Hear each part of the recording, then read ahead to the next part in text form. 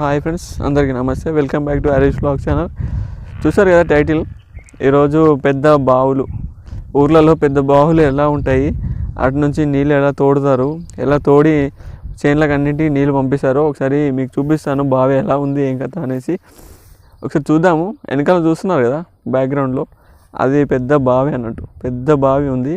ఆ బావి ఎట్లా ఉందో మీకు చూపిస్తాను. మెల్లగా వెళ్దాము, ఇక్కడ నుంచి స్టార్ట్ చేస్తాము. వెళ్దాం పదండి. Okay friends.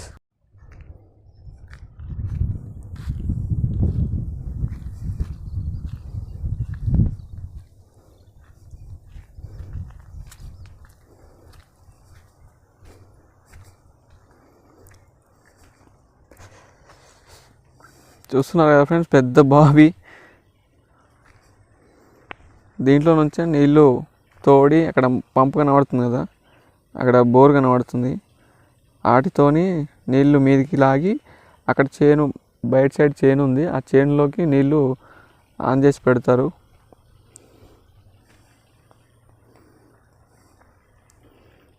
చూస్తున్నారు కదా బావి.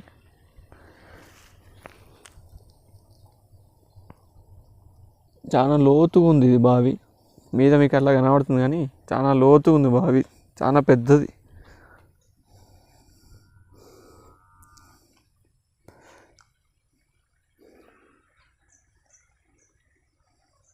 దీంట్లో చిన్నప్పుడు మేము ఈత నేర్చుకునేది, చాలా మంది ఉండేది. ఇప్పుడైతే నీళ్ళు లేక, ఇంతకుముందు కాలం లేక ఇట్లా అయిపోయాయి. ఇప్పుడు కాలం వచ్చింది కానీ ఎవ్వరు లేరు ఆడుకుంటానికి.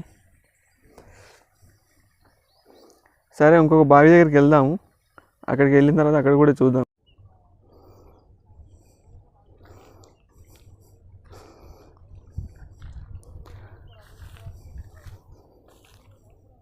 చూడండి, మొత్తం దట్టంగా ఉన్నది, మొత్తం అడవిలాగా అయిపోయింది. దాంట్లో బావి ఉందా లేదా అని కూడా తెలియకుండా అయిపోయింది.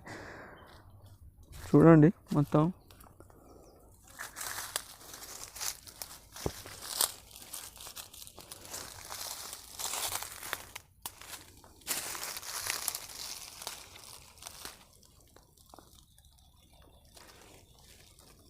చూసారు కదా ఫ్రెండ్స్, మొత్తం చెట్లలో నిండుకొని పోయింది మొత్తం బావిది. లోపలికి వెళ్తే మళ్ళీ వచ్చేటట్టు కనబట్టట్లేదు మళ్ళీ. చూసారు కదా ఫ్రెండ్స్, ఇది రెండో బావి. ఇందులో ఫుల్ నీళ్ళు ఉన్నాయి. మొత్తానికి బయటికి వచ్చేస్తాం ఇంకా. మొత్తం చూడండి, చుట్టుపక్కల మొత్తం.